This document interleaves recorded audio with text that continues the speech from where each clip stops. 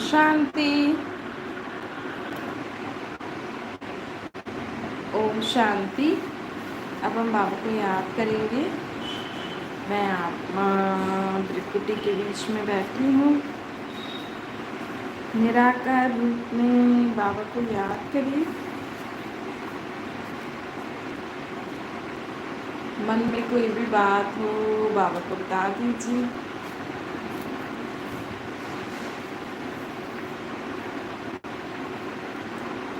आत्मा अपने बाबा को सब मन की बातें बता रही है।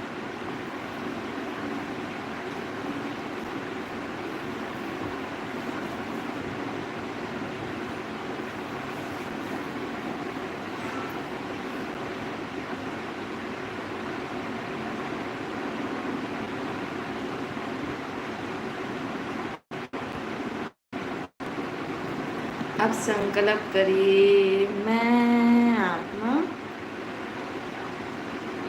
निराकार बाप की संतान। मैं आत्मा निराकार बाप की संतान। मैं आत्मा रोज बाबा को याद करके जिन भी आत्माओं से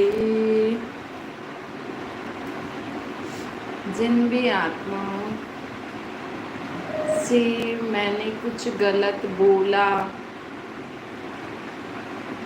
उनके लिए गलत सोचा, उन सब से मैं आज दिल से क्षमा मांगती हूँ। उनके लिए गलत कुछ कार्य किया, उनसे मैं आज दिल से क्षमा मांगती हूँ।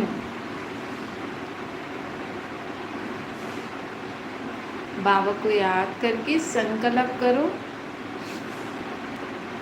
मैंने अपने किसी भी जीवन में किसी भी आत्मा के प्रति कुछ भी गलत सोचा, बोला, किया, उसके लिए मैं आत्मा दिल से क्षमा मांगती हूँ।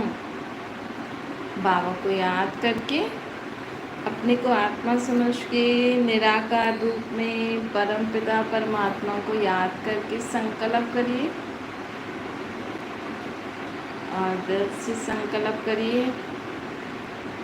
उन सभी आत्माओं को तो हम नहीं जानते हैं, लेकिन हम भगवान को याद करके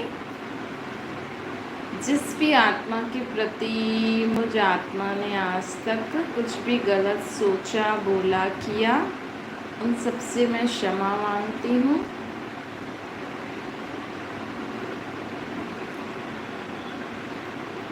मैं आत्मा को भी, मुझ आत्मा को भी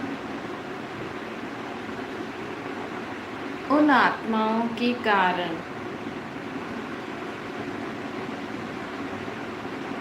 कुछ भी दुख पहुंचा है,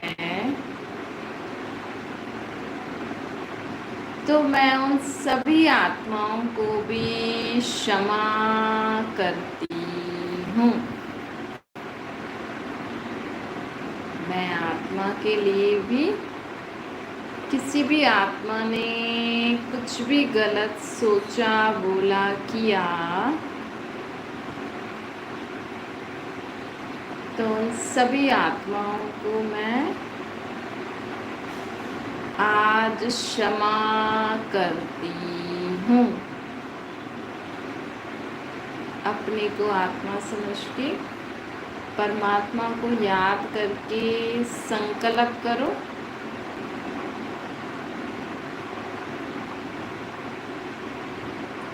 कि मेरे किसी भी जीवन में किसी भी आत्मा ने मेरे लिए कुछ भी गलत सोचा, बोला, किया, तो मैं उन सभी आत्माओं को आज क्षमा करती हूँ।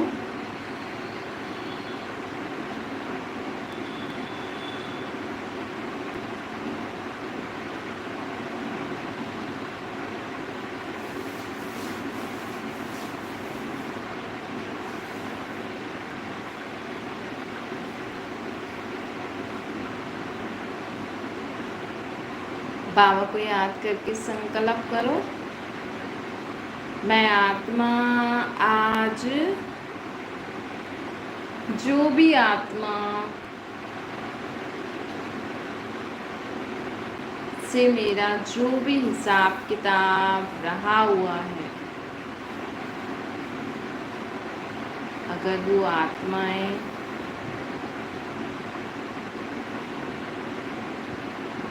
अभी मुझ आत्मा के साथ उस संबंध में नहीं है, लेकिन पहले थी, और अगर उनका कोई भी कार्य रहा हुआ है तो उन सब कार्यों से मैं उनको मुक्त करती हूँ। संकल्प करो, मैं उन सब कार्यों से उनको मुक्त करती हूँ।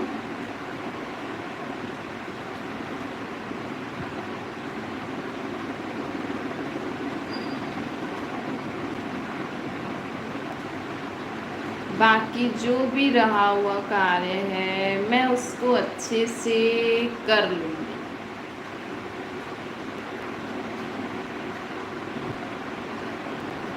आप अपना जीवन अच्छे से जिए, नया जीवन, आप अपना नया जीवन अच्छे से जिए। बाकी रहा हुआ कार्य मैं पूरा करूँ।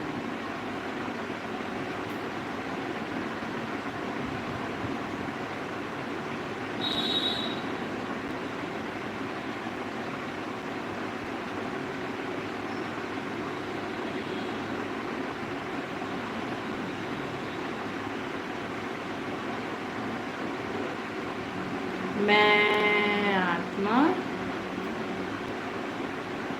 रोज बाबा को याद करके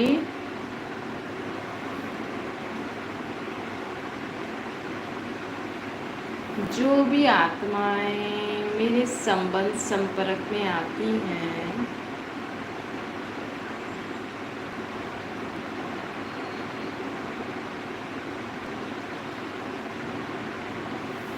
उनसे मैं आत्मा, अगर मैंने उनके लिए कुछ भी गलत सोचा, बोला, किया, तो मैं उसी दिन परमात्मा को याद करके रोज रात को उनसे क्षमा मांग के ही सोती हूँ। मैं आत्मा रोज रात को सोने से पहले उन सभी आत्माओं से जिनके साथ भी मैंने सारा दिन पाठ बजाया, अगर मैंने उनके लिए कुछ भी गलत सोचा, बोला, किया, तो मैं उन सभी आत्माओं से क्षमा मांगती हूँ।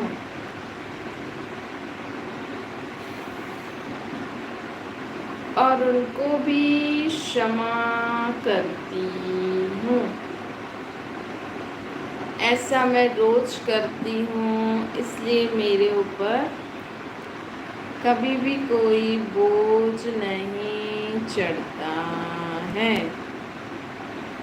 ऐसे मैं रोज करती हूँ तो रोज का हिसाब किताब चुकता हो जाता है और नया नहीं बनता है।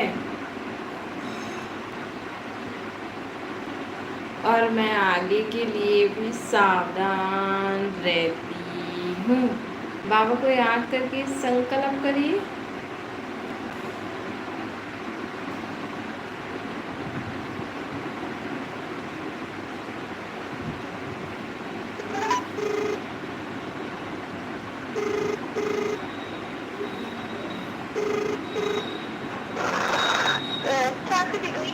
हाँ, ओम शांति। अब हम मुरली सुनते हैं, वेट कीजिएगा।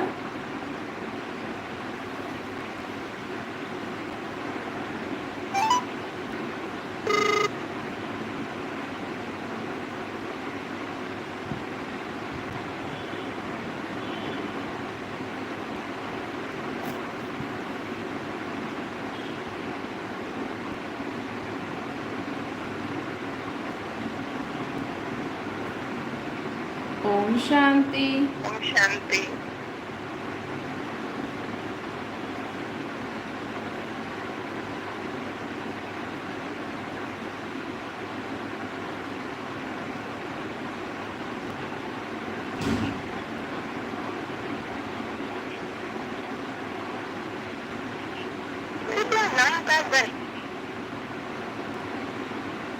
ओम शांति।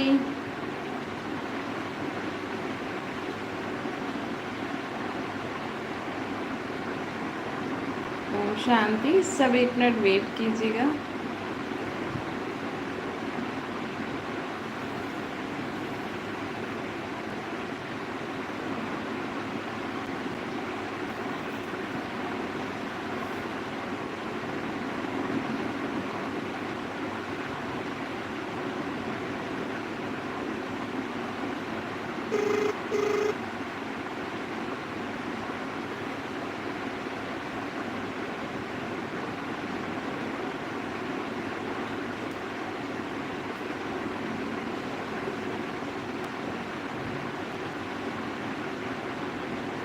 ओम शांति। आज मीठे मीठे शिव बाबा कहते हैं, मीठे मीठे बच्चे, बाबा हमें कहते हैं क्षमा करना, क्षमा मांगना। जीवन में क्षमा करना और क्षमा मांगना मतलब दूसरों को क्षमा कर देना और दूसरों से क्षमा मांगना, मतलब कि हमें भी क्षमा कर दो। अगर ये करना हम आत्माओं को आती भी होती है तो भी अगर हम उनको बोलते हैं चलो सॉरी बोलो, तो वो दिल से नहीं बोलते, है ना। क्षमा भी हमें दिल से, किसी के आगे हमें सॉरी भी दिल से बोलना है, मतलब कि हाँ मेरे से गलती हो गई। क्योंकि लोग समझते नहीं हैं कि हम आत्माएं तो सिर्फ देहिक संबंध को देखती हैं, लेकिन आज हमारा जो भी देहिक संबंध है ना, माँ बाप भाई बहन, ये हम क्यों बने हैं अभी इस समय। इसी जन्म में वो आत्मा आपके माँ बाप, पति पत्नी, भाई बहन, बेटा बेटी क्यों हैं, बहू क्यों हैं, पोतरे दोतरे क्यों हैं? क्योंकि आप आत्मा को उससे हिसाब किताब है, अच्छा व बुरा, है ना। तो क्या होता है कि हमने जो पिछले जन्मों में जिन आत्माओं के साथ अच्छा किया, बुरा किया, या हमने आश रखी कि ये कितनी अच्छी आत्मा है, मुझे इस जैसा पति मिले, है ना। कभी कभी किसी का नेचर देख के अच्छा लगता है ना लोगों को, तो सोचते हैं काश मेरे मम्मी पापा भी ऐसे होते, है ना। कभी कभी सोचते हैं मेरा पति भी ऐसा होता, किसी आत्मा का नेचर अच्छा, मेरा बेटा भी ऐसा होता। या अच्छा या बुरा, या हमने अगर किसी, समझो हमने पिछले जन्मों में जिस आत्मा को जिस भी संबंध के रूप में हमने उनको दुख दिया है, तो वो भी बुरा हिसाब किताब बन गया ना। तो हमारा जो ये जन्म जो आपका है, ये जन्म हमारा किस हिसाब से होता है? आज गर्भ में जो आत्मा आती है वो किस हिसाब से आती है? उस आत्मा का जिन आत्माओं के साथ हिसाब किताब होता है ना, उस हिसाब से वो आत्मा उस गर्भ में आती है। जब आत्मा गर्भ में आने से पहले ही उसका सब कुछ चेक किया जाता है, किसका किससे हिसाब किताब है। तो अगर आपके आसपास वो आत्माएं उसके कनेक्शन में इजी आ सकती हैं। फिर आजकल लोग पढ़ने जाते हैं, जॉब करते हैं, फिर वहाँ उसका हिसाब किताब होता है ना। फिर शादी के बाद फिर उसको दूसरा, अब शादी भी इसकी इससे ही होगी, ताकि इसका जो इनसे हिसाब किताब है वो फिर चुकता होगा। तो मतलब गर्भ में जब आत्मा आती है तो उसका सब कुछ फिक्स होता है ना। कहते हैं ना कुंडली नहीं मिल रही है, लड़का देर से मिला, या कभी गलत भी हो जाता है। गलत वलत कुछ नहीं होता है, वो उसके साथ हिसाब किताब होता है। तो सब पहले से ही सेट होता है, लेकिन किसी को समझ नहीं आता है, किसी को समझ में देरी से आता है ना। तो हम तो सोचते हैं ये मेरे माँ बाप हैं, मेरे माँ बाप ऐसे कर सकते हैं मेरे साथ, मेरा पति मेरे साथ ऐसा कर सकता है, मेरा बेटा मेरे साथ ऐसा कर रहा है, मुझे ऐसा बोल रहा है। हम तो इसमें ही रहते हैं, क्योंकि हमें तो सिखाया जाता है दुनिया में तो कि माँ बाप भगवान का रूप है, पति भगवान है, ऐसा है वैसा है, टीचर गुरु का रूप है। आजकल देखो बच्चे और टीचरों में भी कितना गलत काम होता है, पता है ना। कहाँ भी किसी की भी दृष्टिवृत्ति, एक तो विकार बहुत हो गए हैं, दूसरा हिसाब किताब होता है। आजकल स्कूल भेजो बच्चों को तो भी बहुत सोच समझ के भेजना होता है ना, क्योंकि पता नहीं कब हिसाब, क्योंकि उम्र कम होती है और हिसाब किताब बहुत होता है। तो बच्चे बचपन में भी गलत काम कर लेते हैं, या गलत संग में फंस जाते हैं, या गलत काम कुछ ऐसा वैसा कर लेते हैं। ये सब हमारा हिसाब किताब है। और क्योंकि अभी कलयुग में उम्र कम होती है तो जल्दी जल्दी हिसाब किताब, और बहुत पाप का बोझा बहुत चढ़ा हुआ है हमारे ऊपर, और लोग भगवान को मन से याद करते नहीं है, एक दूसरे से क्षमा दिल से नहीं मांगते, है ना। तो हमारे ऊपर पाप का बोझ चढ़ता ही जाता है। आज लोग श्राद्ध करते हैं। श्राद्ध क्यों करते हैं? लोगों ने तो बोला आज उसका श्राद्ध है, बस थोड़ा सा खाना वाना बना लिया, पूजा करा ली, थोड़ा सा उनको याद करके दुखी हो गए, बस हो गया श्राद्ध। कहते आज मुझे अच्छा नहीं लग रहा है। क्यों अच्छा नहीं लग रहा? आज फलाने का श्राद्ध है। तो श्राद्ध करना मतलब उस आत्मा से क्षमा मांगो। अगर हमसे कोई भूल हो गई तो हमको क्षमा कर दो भाई, क्योंकि कहते हैं ना इसके पिछले जन्मों के कर्म है, अभी इतना ऐसा चलेगा, है ना। कहते हैं ना कभी कभी किसी किसी का ना हिसाब किताब होता है ना, तो लोग देखो इतना खर्चा करते हैं श्राद्ध में, इतना वर्षियाँ मनाते हैं, लेकिन अभी भी किसी किसी के ऊपर पिछले जन्मों का बोझा होता है। कहते हैं पिछले जन्म लेते ही बीमार, तो वो क्या है? अब जन्म लिया है, शरीर तो अभी अभी बना है, फिर बीमारी कहाँ से आई? शरीर तो ताज़ा तंदुरुस्त है ना। या तो कारण है कि माता पिता में कुछ कमी है, माँ ने अच्छे से खाया नहीं होगा, या पिता का कुछ कमी होगा जिस कारण बेटा ऐसा हुआ है या बच्चा ऐसा हुआ है, या पिछले जन्मों के हिसाब किताब है कि पिछले जन्मों में जो उसको लेना होगा उतना ले गई, ऐसा बोलते हैं ना। तो श्राद्ध क्यों करते हैं? श्राद्ध इसलिए करते हैं कि भाई अगर जो भी आत्मा हमारे घर से गई है, अगर उसने हमें कुछ दुख दिया है, चल समझो सास की आत्मा गई, अब सास ने बहू को जो भी तंग किया या किसी को भी उसने बहुत दुख पहुंचाया उस आत्मा को ना, वैसे तो बहुत परेशान होते हैं, लेकिन शरीर छोड़ने के बाद तो फिर सब अच्छा अच्छा ही बोलते हैं। उस समय बुरा याद नहीं आता है, उस समय सब अच्छा अच्छा ही याद होता है। लेकिन जिस समय सास बुरा काम करती है उस समय तो बहू की आत्मा दुखी होती है ना, है ना, या किसी की भी आत्मा दुखी होती है, उस समय तो उसको उल्टा सुल्टा बोल ही देते हैं ना लोग, है ना। तो वो बुरा तो है ही सही, पाप तो है, पाप का बोझा तो उस आत्मा पे उसी दिन उसी समय चढ़ गया। फिर शरीर छोड़ने के बाद भले ही बहू कुछ ना बोले, लेकिन उस समय जो उसने बोला वो तो चढ़ा हुआ है अभी तक।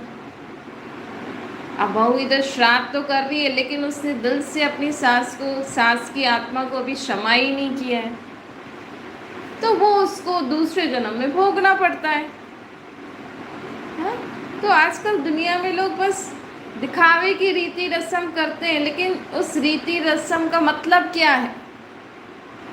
श्राद्ध मतलब आप अपनी सास का श्राद्ध कर रहे हो, मतलब अपनी सास को क्षमा कर दो भाई, उसने आपको जो भी दुख दिया, जो भी परेशानी दी, आपके पति ने आपको जो भी दुख दिया, उसकी आत्मा को क्षमा कर दो। या आपके किसी भी संबंधी का आप श्राद्ध बनाते हो ना, मतलब उस आत्मा ने आपको जो भी दुख दिया ना, उससे उसको मुक्त कर दो। उससे क्षमा मांग लो, ताकि वो दूसरा जो भी जहाँ भी उसने जन्म लिया है उस आत्मा ने, तो आपके कारण जो उसको दुख भोगना पड़ रहा है वो उससे मुक्त हो जाएगी। क्या आपने अगर अपनी सास को दुखी किया था, अगर आपकी सास शरीर छोड़ के चली गई, उसकी आत्मा, अब उस आत्मा ने तो दूसरा जन्म ले लिया, लेकिन हमारे जीवन में अगर उसके कारण, कहते हैं ना, इसने इसकी सास को भी ऐसे ही तंग किया था, इसलिए इसकी बहू भी इसको ऐसे ही तंग कर रही है, कहते हैं, क्योंकि सास की आत्मा ने आपको क्षमा नहीं किया। उस समय जब आप उसको बहुत परेशान कर रहे थे, तो सास की आत्मा ने बोला था, देख तेरी बहू आएगी ना तो तेरे को पता लगेगा, जब वो तेरे को परेशान करेगी ना तो तेरे को पता लगेगा। तो उस समय तो हमारा पाप चढ़ गया ना। तो आज अगर आप, उस समय हमें एहसास नहीं होता है, उस समय ना नशा होता है बहुत, और ख़ासकर जब नई नई बहू आती है ना तो उनको समझ नहीं होती है, और जवानी में तो वैसे ही जोश इतना होता है कि होश ही नहीं होता है हम क्या कर रहे हैं। और बुढ़ापे में लोग अपने हिसाब से सोचते हैं, जवानी में अपने हिसाब से, है ना, वो सोचेंगे हम अपना कर्म करें कि इनकी देखें, और सास सोचेगी मेरी सेवा नहीं कर रही, तो बोल दिया सास ने कि देख तू मुझे ऐसा कर रही है ना, तेरी बहू आएगी ना तो पता लगेगा। और आज आपकी जो बहू, जो भी आत्मा जो गई है ना, अगर वो अभी भी वो भोग रही है जो उसका सास का कहा हुआ, और अगर आज उसने उसकी सास का श्राद्ध किया और अपनी सास से दिल से क्षमा मांग ली, हालांकि अब वो आत्मा सास का पार्ट नहीं बजा रही, वो कोई और पार्ट बजा रही है, लेकिन उसने उस आत्मा से दिल से क्षमा मांग ली, तो उसका थोड़ा सा कट हो जाता है। तो एक दिन नहीं, रोज परमात्मा को याद करके, एक तो है कि अगर हम रोज नियम बना लेंगे ना तो हमें सारा दिन भी ध्यान रहेगा कि मुझे किसी के लिए गलत सोचना बोलना करना नहीं है। कई बार हम करते नहीं है, लेकिन लोग गलत समझ लेते हैं और गलत बोल देते हैं, और अगर हम दिल में ले लेते हैं तो भी पाप चढ़ता है ना। तो श्राद्ध करने का मतलब ये है कि आप उनको भी क्षमा करो और आप भी उनसे क्षमा मांगो, ताकि वो आत्मा थोड़ी मरती है ना। लोग कहते हैं अब जाने वाले तो चले गए, लेकिन आत्मा थोड़ी मरी है। अगर आत्मा मर जाती तो लोग ऐसे क्यों बोलते हैं, इसके पिछले जन्मों के कर्म ऐसे हैं, शायद मेरे से कुछ लेना देना होगा इसलिए मेरे को तंग कर रहा है, ये कहते तो हैं, लेकिन आजकल की दुनिया में लोग बोलते कुछ हैं, करते कुछ हैं, समझते कुछ और है। तो इसीलिए हमारी सोच बोल कर्म समान होना चाहिए। जब हम सोच रहे हैं, समझ रहे हैं, बोल रहे हैं कि इसका मेरे से कोई हिसाब किताब होगा तभी ये मुझे ऐसा परेशान कर रहा है, तो मतलब वही आत्मा जो पिछले जन्म में किसी और शरीर में थी, वही आत्मा आपके पास इस जन्म में इस शरीर में आई है।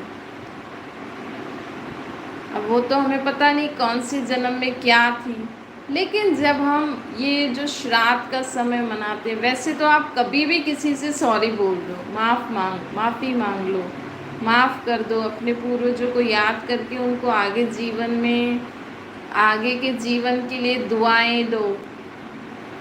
उन्होंने आपको जो दिया, आज देखो सास ससुर अपने बच्चों को इतना कुछ बना के दे के जाते हैं, है ना। शरीर छोड़ने के बाद सब सोचते हैं हमारा है, हमने ही किया है, लेकिन श्राद्ध जब एक दिन, वैसे तो देखो सबके घर में पूर्वजों की फ़ोटो होगी, है ना, लेकिन कभी आपने उस श्राद्ध के दिन ही उस मूर्तियों पे ध्यान जाता है लोगों का, ज़्यादातर तो, कईयों का तो जाता है, लेकिन कईयों का श्राद्ध के समय ही जाता है। लेकिन देखो आज हमें भी कोई गिफ्ट देता है ना, तो हमें याद रहता है कि हाँ फलाने ने मुझे ये दिया था। ऐसे ही जो आपको घर बना के दे के गए, जो आपको धंधा सेट करके गए, जिन्होंने दिया, नहीं भी दिया तो भी कुछ तो दिया होगा। चलो आपको बेटा तो दिया, नहीं, एक बच्चे को पाल करके बड़ा करके पढ़ा लिखा के तो दिया।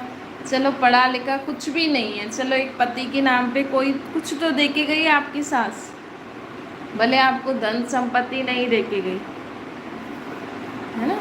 चलो आपको पत्नी तो है जिससे आपने अपने बच्चे पैदा किए, नहीं, शरीर तो दिया है ना।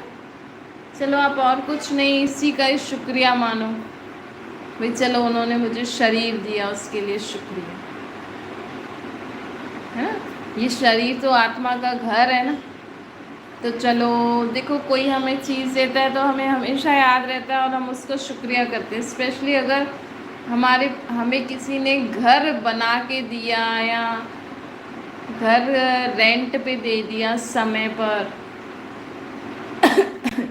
तो हम उस इंसान का कितना शुक्रिया मानते कि चलो इन्होंने हमें घर दे दिया, मेरे को बहुत ज़रूरत थी इस चीज़ की, तो हम आत्माओं को शरीर रूपी घर दिया ना, हम आत्माओं को शरीर रूपी घर दिया है ना। तो शरीर रूपी घर जिसमें मैं आत्मा रहकर बोल पा रही हूँ, देख पा रही हूँ, बाबा को याद कर पा रही हूँ, बाबा का ज्ञान सुन पा रही हूँ, बाबा से स्वर्ग का वर्षा ले पा रही हूँ।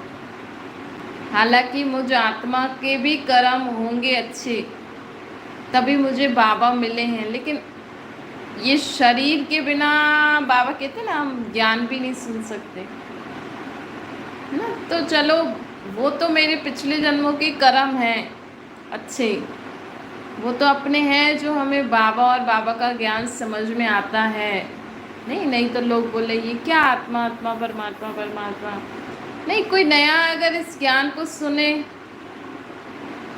तो उसको समझ में थोड़ी आएगा जब तक वो पूरा कोर्स नहीं करे। और कई बार कोर्स करने के बाद भी समझते नहीं है, कई बार आत्मा का नाम सुनते ही बोलते हैं नहीं क्या आत्मा आत्मा कर रहे हो, चलो ये सब छोड़ो, हम तो हनुमान जी को मानते हैं, हम तो कृष्ण जी को मानते। सब लोग नहीं सुन पाते, सब लोग तो मानते भी नहीं है कि हम आत्मा हैं, वो तो सोचते हैं जो कुछ है शरीर ही है, वो तो सोचते हैं शरीर गया सब कुछ गया। इतने बेसमझ बुद्धू लोग हैं, जब शरीर गया सब कुछ गया, शरीर को जला दिया तो किसका श्राद्ध बना रहे हो, कौन खाएगा आपका ये खाना। जब शरीर गया सब कुछ गया तो पहले श्राद्ध में पंडित के अंदर उनकी जो भी जाते थे वो आते थे, कौन आई, शरीर तो जल गया, कौन आई, समझाने पर भी नहीं समझते। तो ऐसे लोग जिनकी बुद्धि में है कि सिर्फ सब कुछ शरीर ही है और ये भगवान भगवान मतलब सब में ही भगवान है, कोई अलग से भगवान है ही नहीं। ऐसे कट्टर भगत लोग होते हैं जो कहते हैं हनुमान ही भगवान है, भगवान का बंदा जैसा ही मुँह है, भगवान कण कण में कचरे में भी है, तो कहते हैं हाँ कचरे में भी है ना भगवान। आजकल देखो कचरे से भी कितनी अच्छी चीज़ बन गई। तो सोचो हमारे कर्म, हमारा भाग्य तो अच्छा है कि हमें बाबा का ज्ञान समझ में आता है, लेकिन तो भी हम आत्माओं को शरीर किसने दिया इस जन्म में। तो कम से कम हमें, जिन आत्माओं ने हमें ये शरीर रूपी घर दिया है उनका तो कम से कम हम शुक्रिया करें, है ना। उनको तो कम से कम हम सोचें कि हाँ भाई आपने हमें घर दिया, इसके लिए शुक्रिया, ना। तो उनका तो अपन जो कमा रहे हैं, हालांकि बाबा बोलते हैं इस ज्ञान में जो करता है वही पाता है ना। लेकिन हम सोचें उन्होंने हमें शरीर रूपी घर दिया है तो चलो उनका भी शुक्रिया। तो जैसे लोग सेंटर के लिए किराए पे देते हैं ना मकान, बाबा को खुद भले ज्ञान नहीं ले लेकिन किराए पे दे देंगे, तो बाबा कहते हैं ना चलो ठीक है, धन के रूप में तो उन्होंने मदद करी, चलो उनको भी थोड़ा बहुत मिल जाएगा। तो ऐसे ही भले ही उनको कोई और स्वर्ग में का सीट ज्ञान नहीं सुनते हैं, अगर आपके देह के माँ बाप संबंधी तो चलो कम से कम आपके दया के माँ बाप ने आपको ये शरीर रूपी घर दिया, तो कुछ तो उनको अच्छा भाग्य बनेगा ना दूसरे कल्प में, कल्प कल्प में। तो इस रीति से हमें श्राद्ध मनाना चाहिए, है ना। और दिल से सॉरी बोलो। सॉरी बोलने में कोई हम छोटे नहीं हो जाएंगे। किया तो किया, वैसे अगर हम रोज का नियम बना देंगे ना कि रोज ही हम रोज रात को सोने से पहले आप सारा दिन में चेक करो कहीं आपने गलत किसी के लिए सोचा, बोला, किया। कोई भी हो, कभी कभी ना हम इंसान को जोश आ जाता है तो होश गुम हो जाता है, होश में नहीं होते। कहते हैं मैं क्या सॉरी बोलूं, उसने गलत किया है, हाँ उसने किया इसलिए मैंने ऐसे किया। तो बाबा मम्मी कहते हैं कि कभी कभी लोगों में इतना जोश आ जाता है कि उनको होश ही नहीं होता है कि हम पाप के ऊपर पाप करते जाते करते जाते करते जाते, फिर बैठे बैठे श्राद्ध मनाते हैं, वर्षियाँ करते हैं, फिर बैठे बैठे बोलते हैं पितृ दोष है, ये दोष है, वो दोष है, लेकिन ज्ञान नहीं, समझते नहीं है कि दोष कब कैसे लगता है। जो हम डेली में ही जिनके लिए गलत सोचते, बोलते, करते हैं, कहने में तो कह देते हैं ये हमारे माँ बाप हैं, लेकिन उस माँ बाप के शरीर के अंदर तो आत्मा है ना। अगर आज बेटा माँ को बहुत दुखी परेशान करेगा, आखिर तो माँ की आत्मा से भी निकलता है ना, तेरे बच्चे परेशान करेंगे ना तो पता लगेगा, है ना, निकलता ही है। आप अपने बच्चों को देखो, कभी आपका बेटा आपको बहुत परेशान करे और आपसे बोले, आपका क्या मतलब, आप बोलोगे मैं माँ हूँ, उसको समझ में नहीं आ रहा माँ क्या होता है, आपकी फीलिंग्स।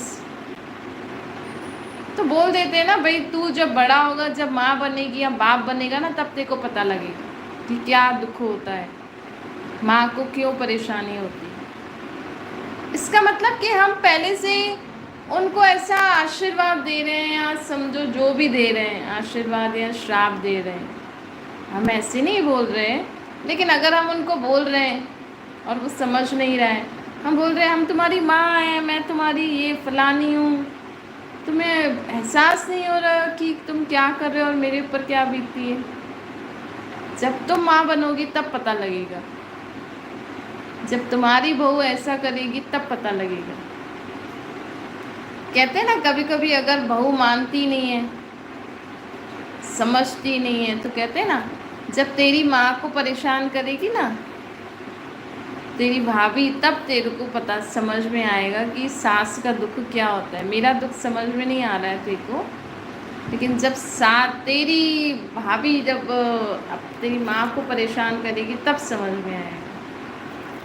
तुमने उनको गलत बोल दिया ना, तो यही तो उस समय चढ़ जाता है ना बोझ। तो इसीलिए बाबा हमें कहते हैं जाने अनजाने हम कभी कभी ऐसा किसी के लिए सोच ही लेते हैं, बोल ही लेते हैं। तो हम अपना नियम बना लेंगे कि रोज़ रात को मुझे अपने आप को चेक करके मैंने आज सारा दिन क्या सोचा, क्या बोला, क्या किया, कुछ गलत तो नहीं किया, और बाबा से क्षमा मांग लो, उस आत्मा से क्षमा मांग लो। तो और फिर हमें नेक्स्ट डे के लिए भी ध्यान रहेगा।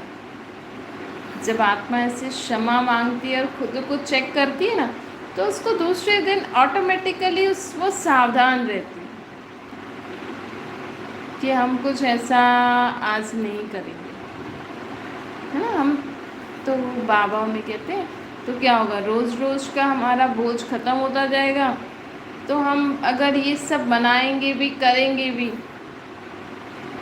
तो भी जैसे हमारे ऊपर तो कोई बोझ तो है नहीं, लेकिन चलो दुनिया के हिसाब से करना है, लेकिन आप अर्थ सहित समझ के करो, है ना। कभी कभी वो हमारे पूर्वज हमें इतना कुछ दे के जाते हैं, लेकिन लोगों को उसकी कदर नहीं होती है ना। उन लोगों ने कैसे धन कमाया, हमें इतना बड़ा बिजनेस करके दिया, और आज उस बिजनेस को बच्चों ने टुकड़ों टुकड़ों में कर दिया, है ना। कहाँ तो जैसे बाबा कहते हैं ना, मैं आपको इतना स्वर्ग बना के दिया था और आज मैं आके देखता हूँ तो क्या हालत हो गई है दुनिया की। ऐसे ही लोग इस ऐसे श्राद्ध मनाएं कि अपने पूर्वजों को याद करें कि उन्होंने कितनी मेहनत से ये सब कुछ बनाया था, किया था, और आज हमने उसको बढ़ाया है या घटाया है ना, बढ़ाया है या घटाया है ना, ये भी देखना चाहिए। एक माँ बाप को, हालांकि वो तो शरीर छोड़ के चले गए, उनका माँ बाप का पार्ट खत्म हो गया, लेकिन फिर भी हम थोड़ा सोचे तो सही कि उन्होंने मुझे क्या शिक्षाएं दी थी। इन बातों को सोच के हमें दुखी नहीं होना है कि हाँ उन्होंने इतना दिया और हमने क्या कर दिया, पर थोड़ा सा हम अटेंशन देते हैं, थोड़ा सा हम ध्यान देते हैं कि उन आत्माओं ने कितनी मेहनत और कितना उससे करके दिया। जैसे लोग हिस्ट्री ज्योग्राफी पढ़ते हैं ना, हिस्ट्री पढ़ते हैं ना, उसने ऐसा किया था, ऐसा किया था। तो ये श्राद्ध और वर्षियों में बस आप अपने पूर्वजों ने क्या क्या कैसे कैसे किया वो याद करके, उन जैसे गुण धारण करके फिर आप अच्छे फिर आप अपने घर गृहस्थी को उसी रीति चला सकते हो, बढ़ा सकते हो। इसलिए बाबा हमें कहते हैं कि हर त्यौहार का आध्यात्मिक रहस्य होता है। इस रहस्य को जान करके आप त्यौहार मनाएंगे तो कुछ फ़ायदे भी होंगे। अच्छा, मीठे मीठे सिकिलरे बच्चों प्रति माता पिता बाप दादा का याद प्यार और गुड मॉर्निंग। रूहानी बाप की हम सभी रूहानी बच्चों को नमस्ते। हमारे भी रूहानी माता पिता बाप दादा को याद प्यार, गुड मॉर्निंग और नमस्ते। वरदान है, बाप के प्यार में अपनी मूल कमजोरी कुर्बान करने वाले ज्ञानी तो आत्मा। बाबा बोलते हैं कि बाबा ने देखा है कि अभी भी बच्चों में व्यर्थ संकल्प मेजॉरिटी चलते हैं। बाबा बोलते हैं कि आप बच्चों में फालतू सोच ज़्यादा है 5 विकारों की। तो ज्ञानी आत्माओं में भी कभी कभी अपने गुण और विशेषताओं का अभिमान आ जाता है।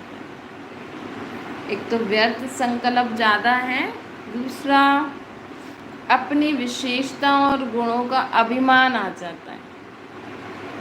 तो बाबा आज हमें कहते हैं कि अपनी मूल कमजोरी, मूल संस्कार को जानो कि हमारी कौन सी कमजोरी है, हमारे अंदर कौन सा ऐसा स्वभाव संस्कार है जो हमारे जीवन में हमें आगे नहीं बढ़ने देता। हमें सदा बाप से बुद्धि योग कनेक्शन में नहीं हम जोड़ पाते। उस स्वभाव संस्कार के कारण, उस कमजोरी के कारण हम बाबा से सदा अपना बुद्धि योग नहीं लगा पाते इस सृष्टि पर कार्य करते हुए। तो बाबा आज हमें कहते हैं कि आज उस कमजोरी को दिल से मेरे को दे दो, मेरे ऊपर कुर्बान कर दो, अर्थात दिल से मेरे को दे दो। भाई अगर आपको घड़ी घड़ी क्रोध आता है तो आप क्रोध करोगे तो इसी सृष्टि पर उन्हीं लोगों के संबंध में ही रहोगे, फिर आपको बाबा याद ही नहीं होंगे। अगर आपको कुछ खाने की इच्छा होती है, ये खाओ ये खाओ ये खाओ, है ना, तो हम इसी सृष्टि पर ही हमारी बुद्धि रहेगी, ये खाओ ये खाओ ये खाओ। फिर हम बाबा से अपना बुद्धि जोड़ ही नहीं सकते। हम जब भी बाबा को याद करेंगे फिर हमें संकल्प आएगा ये खाऊं, फिर हम नीचे आके वो खाने लग जाएंगे। तो ये कमज़ोरी है ना हमारी। एक ही बार आपको जो खाना है वो खा लो, है ना, थोड़ी थोड़ी देर में। हाँ, किसी किसी को होता है एक साथ नहीं खाते हैं, तो अपना टाइम फिक्स कर लो। ऐसे नहीं कि हम बाबा को याद करने बैठ रहे हैं और हमें संकल्प आ रहा है मैं गुलाब जामुन खाऊं, फ्रिज में पड़ा है, ये भी कमज़ोरी हुई। ऐसे कई कमज़ोरी होती हैं, काम विकार, क्रोध, लोभ, मोह, अहंकार, ईर्ष्या, द्वेष, किसी से अगर हमें ईर्ष्या होती है, अगर वो हमारे सामने हो, या उसकी कोई बात अगर बार बार दिमाग में आ रही है, तो हम उससे ईर्ष्या ही करते रहेंगे, हम बाबा से बुद्धि योग जोड़ ही नहीं सकते, है ना। तो ये भी हमें बाबा से बुद्धि योग जोड़ने में एक प्रॉब्लम हो जाएगी। तो इसलिए बाबा आज हमें कहते हैं कि ऐसी सारी विकार, बुराइयां, कमी, कमजोरियां आज सब मुझे दे दो, है ना। जो भी स्वभाव, संस्कार, जो भी संकल्प हमें बाबा से बुद्धि योग जोड़ने नहीं देता, इस सृष्टि पर पाठ बजाते हुए, वो सारी बातें, संकल्प, कमी, कमजोरियां बाबा के ऊपर बाबा को दे दो, तभी बाबा मानेंगे कि आपको मेरे से स्नेह है। स्लोगन है, सम्मान की सीट पर स्थित रहे सर्व को सम्मान देने वाले ही माननीय है ना। आप अपने सम्मान की सीट पर सेट रहो। देखो, जब तक आप अपनी इज्जत नहीं करोगे, आप अपने आप को मान नहीं दोगे, तब तक आप दूसरों को भी सम्मान नहीं दे सकते। अगर आप बोलोगे मैं दुखी हूँ, मैं परेशान हूँ, मैं अशांत हूँ, मैं बीमार हूँ, मैं ये नहीं कर सकती, मैं ऐसे नहीं कर सकती, मेरे को तो कुछ आता ही नहीं है, मैं तो सारा दिन घर पे ही पड़ी रहती हूँ, सोती रहती हूँ, मैं तो ऐसी, तो हम दूसरों में भी कमियां ढूंढेंगे। अगर हम बोलेंगे नहीं, मैं शांत हूँ, मैं सुखी हूँ, मैं शक्तिशाली हूँ, मेरा शरीर एकदम तंदुरुस्त है, मैं आत्मा परमात्मा की संतान हूँ, जब आप खुद को मान सम्मान दोगे, खुद उस स्थिति में स्थित होके रहोगे, तब आप दूसरों को भी सम्मान दे सकते हो। अगर आप सोचो मैं सदा शांत रहने वाली आत्मा हूँ, मैं शांति प्रिय आत्मा हूँ, मैं शांत स्वरूप आत्मा हूँ, तो जो भी हमारे संबंध संपर्क में आएगा, उस समय मेरा मन बुद्धि में होगा कि मैं शांत आत्मा हूँ, तो आप भी उससे शांति से ही बात करोगे, शांति से इस संबंध में आओगे, और जितना आप शांत में रहोगे तो उतनी आपको उसकी विशेषताएं नजर आएंगी, तो उन विशेषताओं के कारण आप उसको सम्मान भी दोगे। अगर आप ही अशांत हो, आप ही खुद में कमी कमजोरी ढूंढते हो, तो हम दूसरों से भी अशांति से बात करेंगे, संबंध में आएंगे, तो हम दूसरों की भी कमी कमजोरियां ढूंढते रहेंगे, तो दूसरों को भी सम्मान नहीं देंगे। तो पहले जीवन में खुद को सम्मान दो, खुद के सम्मान में रहो, तब आप दूसरों को सम्मान दे सकते हैं। अच्छा, ओम शांति। बाबा को याद करिए।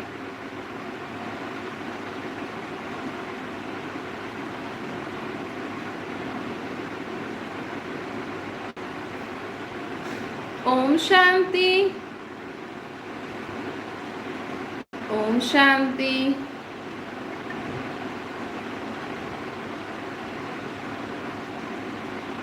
ओम शांति बेटे। ओम शांति।